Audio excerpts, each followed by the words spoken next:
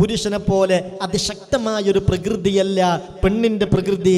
ശാരീരികമായും മാനസികമായും പലതരത്തിൽ ചതിക്കപ്പെടും. പ്രത്യേകിച്ച് ഈ ഓൺലൈൻ കാലഘട്ടങ്ങളിലൊക്കെ പല വിധത്തിലുള്ള ചതികൾക്ക് സഹോദരിമാർ ഇരയാവാൻ ഏറെ സാധ്യതയുണ്ട്. അല്ലാഹു റബ്ബുൽ ഇസ്സത്ത് കാത്തുരക്ഷിക്കട്ടെ. എന്നാൽ ഭർത്താവിൻ്റെ ബാധ്യതകൾ വിശദീകരിച്ച് എങ്ങനെയാവണം മാന്യനായൊരു ഭർത്താവ് എന്ന് വിശദീകരിച്ച് അതിൻ്റെ രണ്ടാം ഭാഗം പറയുന്നിടത്ത് ചതിക്കപ്പെടുന്ന ഭാര്യമാരെ കുറിച്ചാണ് ഇൻഷാ അല്ലാഹ് നമുക്ക് പറയാനുള്ളത്. എങ്ങനെ ചതിക്കപ്പെടുക? പലതരത്തിൽ ചതിക്കപ്പെടാറുണ്ട്. എന്നാൽ നമ്മുടെ സദസ്സിലൊക്കെ പങ്കെടുക്കുന്ന ചില സഹോദരിമാർ തന്നെ പലപ്പോഴും ചതിക്കപ്പെടുന്നത് അവരുടെ ആരാധനയുടെ കമ്മി കൊണ്ടല്ല, അവരുടെ ഇബാദത്തിന്റെ കുറവ് കൊണ്ടല്ല. നിസ്കാരത്തിന്റെ കാര്യത്തിലും വിശുദ്ധ ഖുർആൻ പാരായണത്തിന്റെ കാര്യത്തിലും ദിക്റുകളുടെ കാര്യത്തിലും മറ്റുള്ള പല ഇബാദത്തിന്റെ കാര്യത്തിലും ഏറെ ശ്രദ്ധിക്കുന്ന ചില സഹോദരിമാർ ഭർത്താവിനോടുള്ള ബാധ്യത നിറവേറ്റുന്ന വിഷയത്തിലാണ് അവർ ചതിയിൽ പെട്ടുപോകുന്നത്. ഭർത്താവിനോട് മോശപ്പെട്ട നിലയിൽ പെരുമാറുക, ഭർത്താവിനോട് മോശപ്പെട്ട നിലയിൽ സംസാരിക്കുക, ഈ സ്വഭാവം കൊണ്ടാണ് പലപ്പോഴും പല ഭാര്യമാരും ചതിക്കപ്പെടുന്നത്. വളരെ ശ്രദ്ധിക്കണം. നമ്മൾ ഒരുപാട് നിസ്കരിക്കുന്നു, ഒരുപാട് ഖുർആൻ ഓതുന്നു, പരിധിക്കപ്പുറം ദിക്റുകൾ ചൊല്ലുന്നു, നോമ്പെടുക്കുന്നു, ഇതൊക്കെ ചെയ്യുന്നുവെങ്കിലും ചിലപ്പോൾ ഒരൊറ്റ വാക്കുകൊണ്ട് എല്ലാം നഷ്ടപ്പെട്ടു പോകുന്ന സാഹചര്യമുണ്ടാകും. ആ ഒരു ബോധക്കുറവ് സഹോദരിമാരെ നമ്മുടെ കൂട്ടത്തിൽ പലർക്കുമുണ്ട്. അല്ലാഹു കാത്ത് രക്ഷിക്കട്ടെ. ഒരു ഹദീസ് ശ്രദ്ധിക്കേ.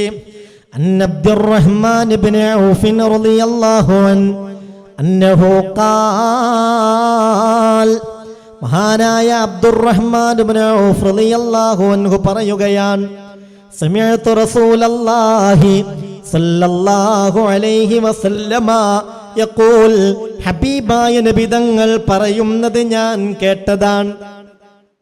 മുത്ത് റസൂല് പറയുന്നുണ്ട്, അയ്യും അംറഅത്തിൻ അദ്ഖലത അലാ സൗജിഹൽ ഗമ്മ ഫീ അംരിൻ നഫഖ ഔ കല്ലഫത്ഹു മാ ലാ യതീഖുഹു ലാ യുഖ്ബലുല്ലാഹു മിൻഹാ സർഫൻ വലാ അദ്ലാ. എന്താ ഹദീസിന്റെ അർത്ഥം? അയ്യും അംറഅത്തിൻ, ഇങ്ങോട്ട് ശ്രദ്ധിക്കേ, നമ്മളെ ബാധിക്കുന്ന വിഷയങ്ങളാണ് പറയുന്നത്. എങ്ങനെയാണ് പലപ്പോഴും നമ്മുടെ കൂട്ടത്തിൽ തന്നെ പലരും ചതിക്കപ്പെടുന്നത്, വഞ്ചിക്കപ്പെടുന്നത് എന്ന് ഈ ഹദീസ് ഒന്ന് നേരാവണ്ണം മനസ്സിലാക്കിയാൽ നമുക്ക് ബോധ്യപ്പെടും. എന്താ ഹദീസിന്റെ അർത്ഥം?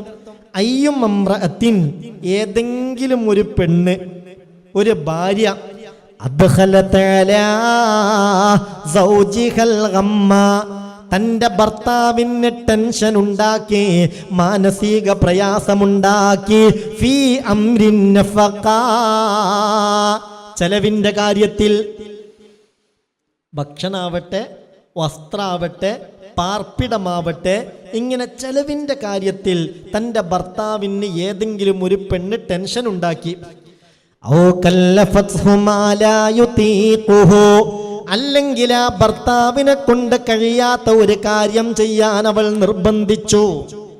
സാമ്പത്തികമായി വലിയ പ്രയാസം അനുഭവിക്കുന്ന ആളാണ്. ഈ മനുഷ്യനോട് അയാൾക്ക് ഒരിക്കലും ചെയ്യാൻ കഴിയാത്ത തരത്തിലുള്ള ഒരു കാര്യം ചെയ്യാൻ, പണം ചെലവാക്കാൻ അവൾ നിർബന്ധിച്ചു. അങ്ങനെ മാനസികമായി ഇവളെ കൊണ്ടൊരു പ്രയാസം ആ ഭർത്താവിനുണ്ടായി.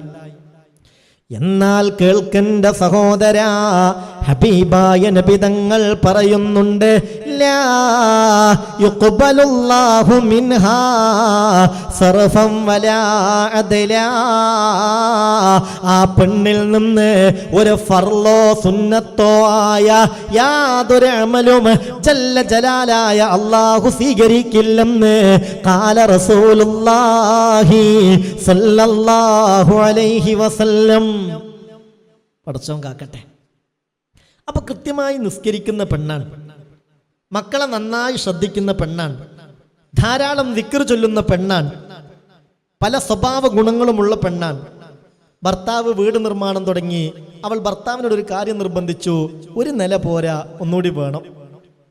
നമുക്കെന്തായാലും മുകളിൽ 2 റൂം നിർബന്ധമാണ്.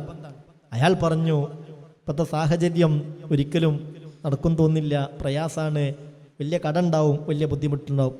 അപ്പോൾ അവൾ പറഞ്ഞു, അങ്ങനെ പറയരുത്, ഇതൊക്കെ ഇപ്പോൾ വീട് എടുക്കുമ്പോഴല്ലേ നടക്കുള്ളൂ. നിങ്ങൾ ലോൺ എടുത്താലും വേണ്ടിയില്ല, കടാക്കിയാലും വേണ്ടിയില്ല, എന്തായാലും വേണ്ടിയില്ല, മുകളിലേക്കും വേണം, നിർബന്ധമാണ്. എൻ്റെ ജ്യേഷ്ഠത്തിയുടെ വീട് അങ്ങനെയാണ്, അനുജത്തിയുടെ വീട് അങ്ങനെയാണ്, അവളുടെ കുടുംബക്കാരൊക്കെ അങ്ങനെയാണ്, ഒരു നിലയും കൂടിയുള്ള വീടാണ്, അതില്ലാതെ പറ്റില്ല എന്ന് പറഞ്ഞു.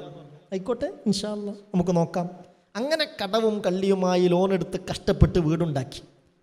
പിന്നീട് ഭർത്താവിന് തോന്നി വേണ്ടില്ലായിരുന്നു, കുടുങ്ങിപ്പോയി, ഉള്ള വാഹനങ്ങളൊക്കെ വിറ്റു, ഉള്ള സ്വർണ്ണമൊക്കെ വിറ്റു, പലരോടും കടം വാങ്ങി, അതുകൊണ്ട് കുടുങ്ങി, വലിയ പ്രയാസത്തിലായി. ഇവിടെ പെണ്ണ് നിസ്കരിക്കുന്ന പെണ്ണാണ്, പെണ്ണ് നോമ്പെടുക്കുന്ന പെണ്ണാണ്. പക്ഷെ ആ പെണ്ണിൻ്റെ ഇടപെടൽ കൊണ്ടും ആ പെണ്ണിൻ്റെ സഹകരണക്കുറവ് കൊണ്ടും ഭർത്താവിന് അതൊരു വിഷമായി, അതൊരു ടെൻഷനായി, അതൊരു അസ്വസ്ഥതയായി. എന്നാൽ ലാ യുഖ്ബലുല്ലാഹു മിൻഹാ സർഫൻ വലാ അദ്ലാ, ആ പെണ്ണിൽ നിന്ന് ഒരു ഫർളോ സുന്നത്തോ ഇലാഹായ റബ്ബ് സ്വീകരിക്കില്ലെന്ന് അഷ്റഫുൽ വറാ നബി മുഹമ്മദ് മുസ്തഫ സല്ലല്ലാഹു അലൈഹി വസല്ലം. അല്ലാഹു കാക്കട്ടെ. ഒന്നാമീൻ പറഞ്ഞേക്ക്, അല്ലാഹു കാത്തുരക്ഷിക്കട്ടെ. ഇതൊരു ഉദാഹരണം പറഞ്ഞു എന്നേ ഉള്ളൂ. ഇതുപോലെയുള്ള ചില സ്വഭാവങ്ങളൊക്കെ സഹോദരിമാരെ പലപ്പോഴും നമ്മുടെ കൂട്ടത്തിൽ പലർക്കും ഉണ്ടാവാറില്ലേ? നമ്മുടെ കുടുംബത്തിൽപ്പെട്ട ആരുടെയെങ്കിലും വിവാഹമോ വീട്ടിൽ കൂടലോ അനുബന്ധ വിഷയങ്ങളൊക്കെ ഉണ്ടാകുമ്പോൾ എൻ്റെ ജ്യേഷ്ഠത്തി അത്ര നൽകിയിട്ടുണ്ട്, അനുജത്തി ഇത്ര നൽകിയിട്ടുണ്ട്, അവരൊക്കെ അത്ര കൊടുത്ത സ്ഥിതിക്ക് നമുക്കത് കൊടുക്കാതിരിക്കാൻ പറ്റൂല എന്ന് പറഞ്ഞ് വാശി പിടിക്കുക. എന്നിട്ട് അതുകൊണ്ട് ഭർത്താവ് കടന്ന് കഷ്ടപ്പെടുക.